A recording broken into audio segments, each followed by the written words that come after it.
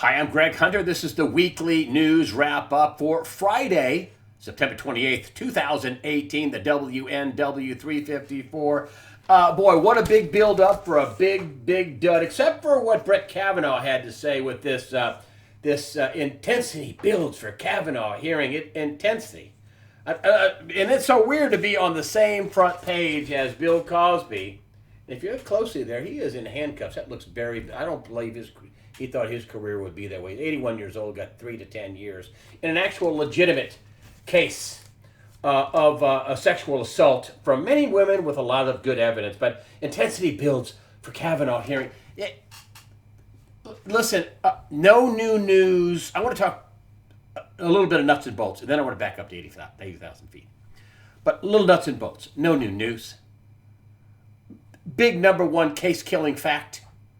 The 3 people that Dr. Christine Blasey Ford put up for witnesses, eyewitnesses, sweared under oath with penalty of perjury, felony, according to Grassley, because the GOP did a investigation, which they invited the Democrats to help out on and sit in and ask questions and all. They didn't want anything to do with that. And all 3 of Blasey Ford's witnesses said that didn't happen. Swore under oath.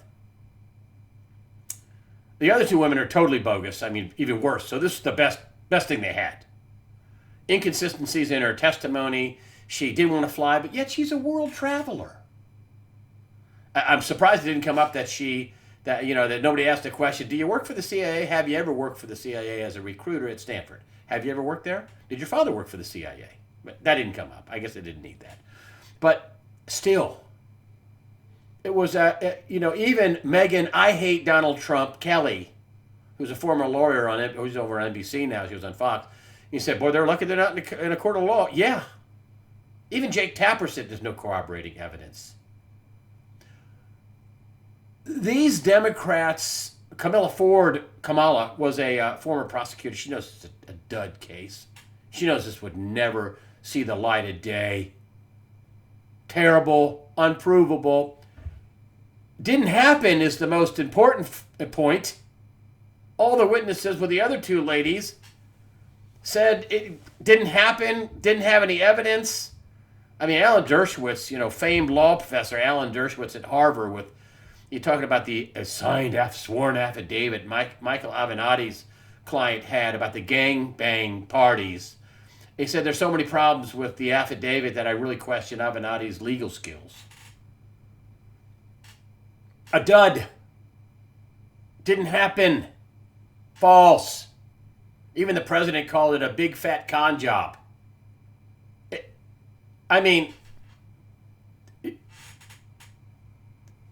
Totally bogus, all of the charges.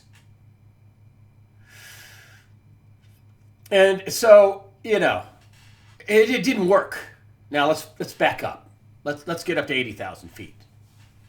What did I see here? Ooh, desperation. I mean, they're willing to pull this. They're willing to make it up again. They made it up for Donald Trump to try to frame him. They made it up, and they threatened Kavanaugh and his family and made life miserable for him. I bet you his life is a lot more miserable than Dr. Ford's life. They wanted him to cry uncle and quit. They wanted to ruin him. But I say, listen, false charges never ruin anybody. The truth always comes to the surface, and I think the truth came to the surface. But desperation by the Democrats. Totally desperate. I mean, do you think it might be because of all these sealed indictments? And I think one of the most desperate people is Dianne Feinstein. I mean, after all, it's reported she had a Chinese communist national working in her office for the past 20 years. He wasn't a driver. He was working for her in the past 20 years. And all the other crimes in the Obama administration, listen, there are going to be sealed indictments for Republicans. As a matter of fact, the first couple of indictments were Republicans. But I think there's going to be more because the Democrats had control. They were undermining America. They made phony deals with Iran that they said were signed with the nation's number one sponsor of terror. They did all kinds of illegal things. They tried to frame Donald Trump. They exonerated Hillary Clinton, a gangster. They exonerated her without even an investigation. And so what's up with Brett Kavanaugh? Well, let's see. They know he's going to stick to the Constitution. That's a problem for them because all these ultra left-wing liberal Dems need an unconstitutional lawyer to get their unconstitutional crap through and through the process. Instead of legislating it, they just put it into law from the bench, like, you know, national gay marriage. There's no constitutional right for a national gay marriage. Marriage is done state by state. But, you know, so Kavanaugh is, you know, once he gets, and I think he's going to be confirmed. Mitch McConnell said he's going to be on the bench of the Supreme Court very soon. He knows who his members are. He knows he's running the Senate. He knows that. So they're voting Friday. Now, it's just to get out of the committee, and then they have the big vote next week. But I think it's going to get confirmed. Women are not that stupid. They're going to see through this. Women are as smart as guys. When I was a little kid, I thought women were smarter than guys, but I've told you that before. But, you know, number one, the president is going to have a 5-4, solid 5-4 Supreme Court. And some pretty big indictments are going to roll out, I think. And these indictments are going to get fast-tracked. Legal challenges to these indictments are going to get fast-tracked right to the Supreme Court. It's going to have to weigh in somewhere, somehow. And having a solid 5-4 court is something necessary. The other thing Democrats hate about Kavanaugh is he's a big Second Amendment proponent. Now, I know he's close to the Bushes. People like Dave Janda say I'm a little leery about this, but, you know, if he sticks to the Constitution, he's okay. He said about banning assault rifles, he says you can't ban a class of weapon, just like you cannot ban a class of speech. Democrats hate that. Because, you know, if they're going to steal your stuff, and that's really what the theme of socialism is legislative, is theft. It's a party of theft. If they're going to steal your stuff, you know, like in South Africa, if they're going to steal your land, they got to disarm you. And so that's why they, you know, the communists, the socialists, the national socialists, that's where Nazi came from, they have to disarm you. That's why they don't like Brett Kavanaugh. They don't want a solid 5-4 court that favors the Constitution, which that's what Donald Trump likes. And they certainly don't want to have somebody who's pro-Second Amendment. And they don't want that. Well, that's too bad. Another big thing, if you go back 80,000 feet, they, you know, Alyssa Milano, you know, the Me Too movement, she was in court. She must be cringing over the Me Too movement because they did a lot of damage to any woman with a legitimate sexual harassment, sexual assault claim. And there are many women with legitimate sexual assault claims. One of them that comes to mind is Karen Monahan, who was the former girlfriend of Keith Ellison, who is the number 2 at the Democratic National Committee, who has photographs, police reports, and medical reports, and the Democrats are shunning her. Any woman that could have a legitimate sexual harassment claim must be cringing at these women that put up these weak cases that would never be taken in court. I guarantee you, Karen Monahan from you know, Keith Ellison's former ex-girlfriend, her case is going to probably go to court. She has evidence. She has a real case. Any woman that has a real case has got to be cringing over this. The Democrats did a lot of damage in their desperation to try to stop Brett Kavanaugh from being seated on the Supreme Court of the United States. In a word, I can sum the whole thing up as desperation. Ford was a very weak witness that produced witnesses that testified counter to her claim, eyewitnesses. You got to enlist the help of a lawyer representing a porn star, and that's your Hail Mary? Woo! You are desperate. I'm talking about Michael Avenatti.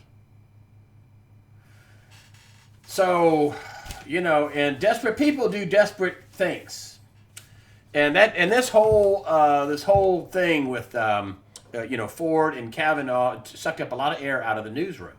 And you know, one of the big things that happened this week was Donald Trump to the UN. And he was this is a meeting about him heading to the UN this week. And you know, one of the things where the mainstream evil un-American communist press brought up the fact that when he talked about how well he's done for America, gotten more done in the last year and a half or 2 years than any other president, and they snickered, right? Tee hee, really? But when he brought up the fact that he's America first and he's not going to have a new world order, he's not going to be a part of that, basically, the laughter stopped. Now, I want my president to tell me I'm first, America. Me. Not Somalia, not Iran, not France, incidentally, Mitterrand, with Macron, made some threats like, we're not going to have any trade deals because you backed out of the Paris Climate Accord. I'm glad that Donald Trump backed out of the Paris Climate Accord, which should have been a treaty. It was another one of the globalist huge frauds where America was going to pay, even though we've cut greenhouse gases more than any other country on Earth by a long shot, use of natural gas. And this climate accord was going to allow China and India, with a combined population of about, 2.7 billion people, to continue polluting until the year 2030 while America paid for it. Good job, President Trump. And then Macron, the president of France, was talking about how, we're not going to have any trade deals. Listen, Pipsqueak, your economy is about half that of the state of California. But you do have nukes, I'll give you that. But the president did a good job overseas. Of course, our own press is propaganda, is bought and paid for shills, there in no way, shape, or form. He took a bunch of questions from. That's where he made the statement that this thing with Brett Kavanaugh was a big fat con job. But we don't have honest media. We have dishonest propaganda. That's what we have. One of the other things that happened, which was pretty big, and that was the Fed chief, Jerome Powell, relatively new Fed chief. See, a particularly bright moment brings another Fed rate increase. The economy's doing better on some fronts, by some metrics. I have said many times that we would be in a full-blown depression by now if Hillary Clinton got elected president. But Donald Trump did do some good, without question. He brought back capital. He's bringing back jobs. He's trying to strengthen America. That's what he's doing, and it's working at the expense of the world. That's the problem.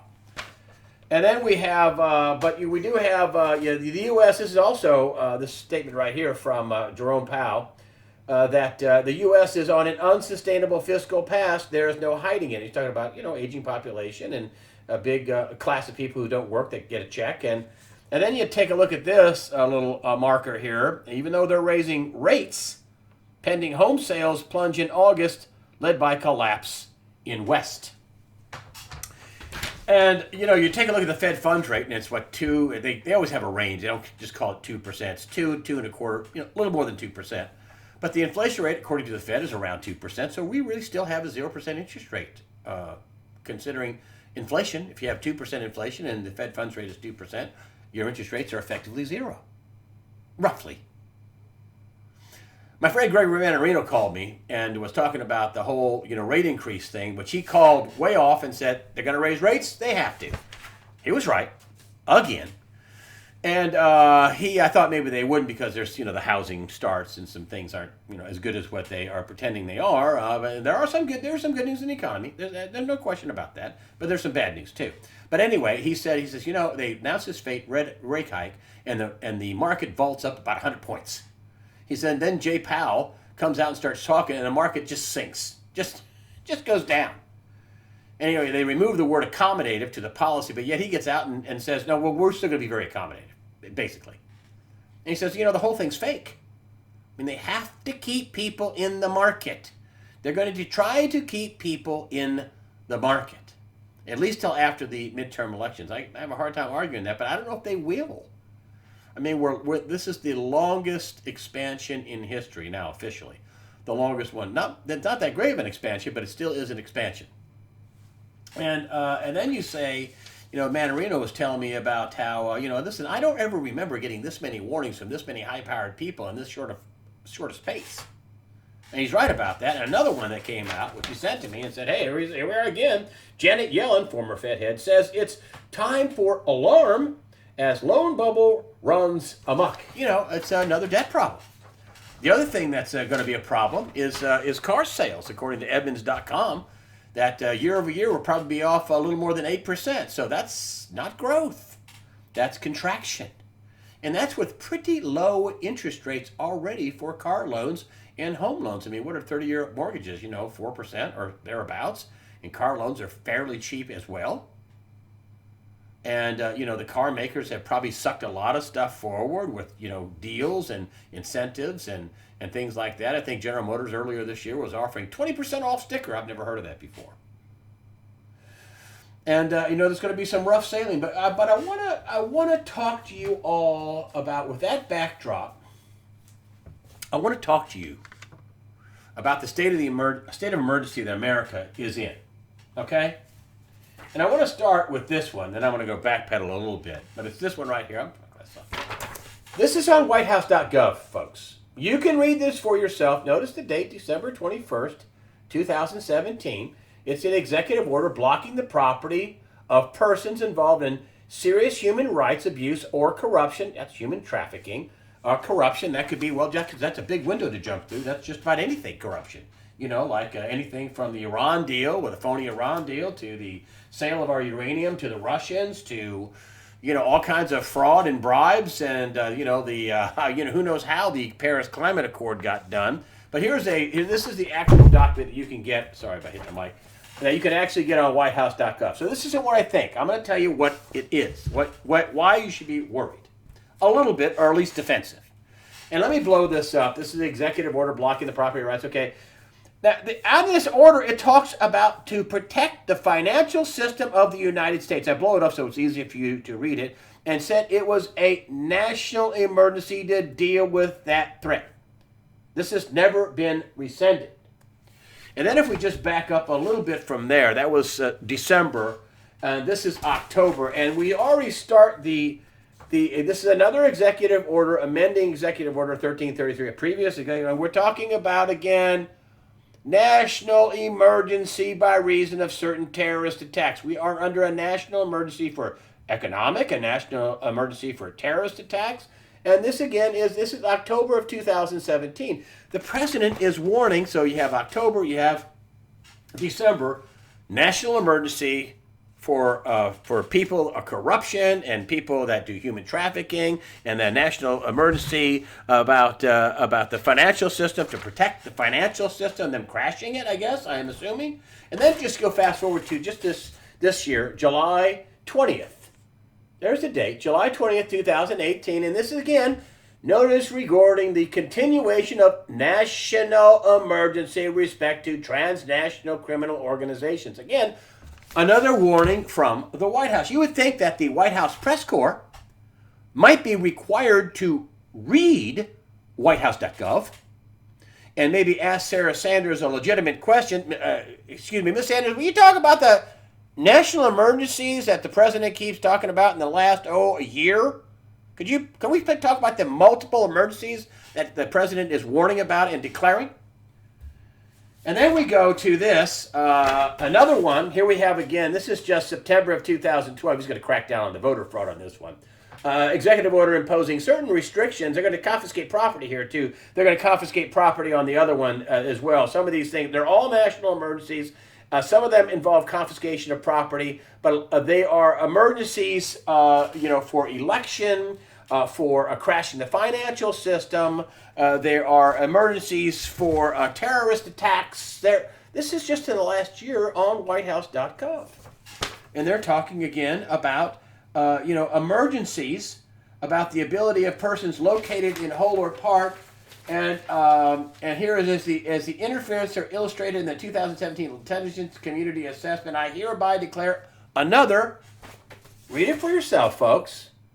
Let's focus on that. A national emergency to deal with this threat. This is the threat of people, of foreigners messing with our elections. And I think that also means illegal aliens, foreigners. Again, another national emergency. So why am I telling you all this? Am I trying to scare you? No. But I'm telling you that since October of 2017, the president has warned repeatedly on various fronts about national emergency, whether they involve the financial system, the elections, whether it involves human trafficking, corruption, the destruction or the attacking, to protect our financial system of the United States. National emergencies. I've been a reporter since the 70s. And I don't remember that, every few months the president is reiterating or declaring or clarifying yet another national emergency. Something's wrong, folks. And do you think there might be a national emergency if the president starts unsealing some of these indictments from some very big people? Yeah. You think that there might be a national emergency? You think that these people would crash the financial system? Maybe if they thought they were going to go to jail, their money wouldn't do them much good. So what do they have to lose? And that's what I am talking to you about. This is not some fantasy thing I'm coming up and stating, my opinion is fact. I'm telling you that over and over again on whitehouse.gov, the president is declaring national emergencies. He's talking about protecting the financial system. He's talking about confiscating the assets of some of these evildoers and these people that are interfering with our elections or getting involved in human trafficking and corruption. Yeah, you don't keep the money. You don't get to keep the money you stole fair and square in this case. You think that might be disruptive if that starts hitting the fan? I think Brett Kavanaugh, this is why they're all freaking out about Brett Kavanaugh. Once he gets a solid 5-4 court, boom. Let the indictments begin. And that's what I want you to keep in mind. And don't be lackadaisical about that. This is why I say people should protect themselves. Above all, first and foremost, and I'll get to that at the end, spiritually. Yes, pray. Yes.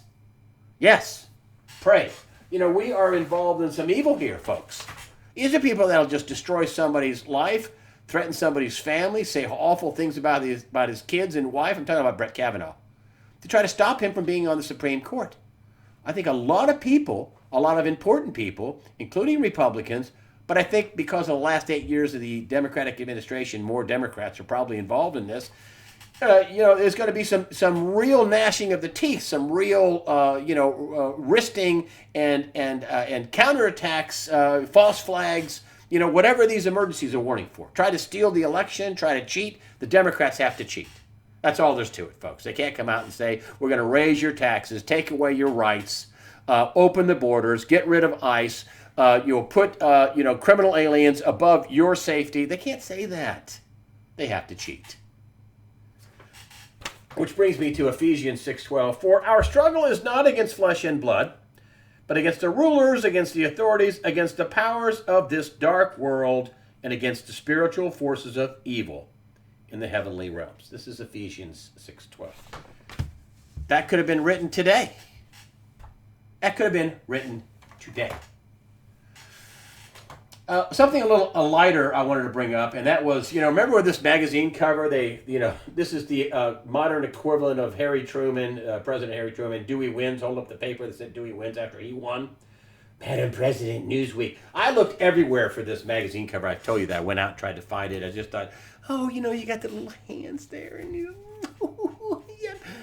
whole thing. And I went to one of the big booksellers, and I swear they had him in the back. Because it was just right out after she lost, and I went the next day. It's like, yeah, we don't have that. I was willing to pay for it. I paid double, triple for it. So I brought this up. That's all. That's all I had. I have just a little piece of paper with the cover art. Well, lo and behold, somebody saw this online. Well, actually, I want to tell you, it's Billy and Maria from Oakley, California. And he says, I saw this thing online. I couldn't believe it was like, $39 or $40, but I saw him up for $2,000. Cha-ching, Madam President.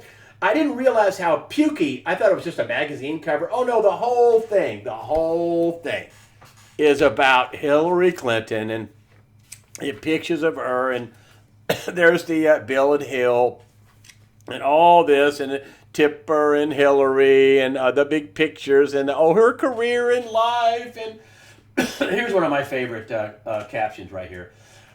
Here, look at this. This is like they were, as if they were going to win. They had this picture. I don't know where they got this from. Of course, she didn't win, as you know, but they were faking it, I guess, because they were having the big Hillary edition of the press. Oh, she did. Oh my gosh, she was going to win. As if she's taking a selfie speak. Here we go here, and I thought this was very telling. Okay, so in retrospect, they're looking back, and this is debating Donald. Oh, okay. And then this one right here was her and Donald Trump. I think this is the one where Donald Trump said, "You don't like my policy because if you were doing my policy, you'd be in jail." And I'm not so sure that's not going to happen. There's going to be some big indictments come down. These folks committed treason. Hillary Clinton on her server, people died because their names went through her unprotected server.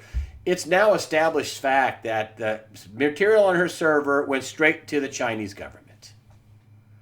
CIA had operatives in China that got murdered. I think about 18, according to Dave Janda. I know for a fact that we had an Iranian, a doctor, that got hung. His name went through her server. Why did she have a private server? As I've said many times. She had a private server, unprotected. She didn't care about our security. Maybe it was part of the bribes. I don't know. Private server so she could take treasonous bribes to her global charity fraud, the Clinton Foundation. That's some serious treason there. It involves many people. It involves foreign spy agencies. I mean, if GCHQ, Government Communication Headquarters, GCHQ, the MI6, MI5, if they were involved with Christopher Steele, if they were involved spying, as Judge Napolitano said, and it came out that they were, why isn't Theresa May doing a crackdown, doing a full investigation, and putting people's heads on pikes? Maybe because she approved it? Why isn't that happening? Major ally spying on another ally to stop and thwart a presidential candidate and afterwards a duly elected president. I think that's some pretty firm treason in the UK, wouldn't you? Wouldn't you think that? You're going after one of your big allies, the one that would help you in a war? Wouldn't that be a big treason by Theresa May if she approved that? Why isn't she investigating that? Already reports out that she's saying, don't bring up anything about Christopher Steele. Don't release any of the information about Christopher Steele. Don't release this information. Things are weirder and more turbulent than anybody would ever imagine behind the scenes. This is things are just being held together just very little. They're saying that Donald Trump was at the UN. Was completely not really interested in the UN, was worried about Brett Kavanaugh getting confirmed. There's a reason for that. He was distracted by the Kavanaugh hearings. And I think it's because big things are going to happen, and I don't think the president is going to wait. A lot of people think, he'll wait till after the midterms. Oh, no, I don't think so. No, he's not going to let these guys operate unencumbered to now get into a big cheating campaign for the elections now. I don't think so. I don't think it's going to happen. I think a lot of shaky things could come down and come down hard. And incidentally, Billy and Maria, thank you. It's Billy and Maria. Yeah. In California. Thank you for this. This is lovely. I mean, I didn't know how pukey it was. They end with an ending thing with, as if, oh, she won. Look, you're trying to fake out that she won. Oh, they wanted to have it out on election day, right? Woo, woo, woo, woo, woo, woo. Woo! That's a good one. That makes me smile every time. Come on, let's smile. Smile with me. It's just, Madam President. Not. I just want you to be ready. The press, the mainstream press, is propaganda. They lie by omission, and they flat out lie. I don't think you should trust them by and large, and I think that you should be ready. I mean, David Morgan made some really great comments about, you got to know what your plan is before something happens. And I don't know what's going to happen. I don't know if we're going to have a crash in October. I don't know. I know that things are as shaky as I've ever known them to be in the news business, and that goes back to the 70s. And what's going on with this, and when we get Kavanaugh done, what is going on with this failed coup of President Trump, and that's what it is. It's a failed coup. He didn't meet Rob Rosenstein. So what? He's got him. The whole thing's a scam. The whole thing's proven a scam. By the documents, it's a scam. By the witnesses, like Lisa Page, who's completely rolled over, scam. Loretta Lynch allegedly rolled over, according to Dave Janet. She's singing like a bird. The first question for her is, hey, what did you and Bill talk about? And don't tell us you were talking about your grandkids. That's over. A lot of these people are in protective custody, witness protection.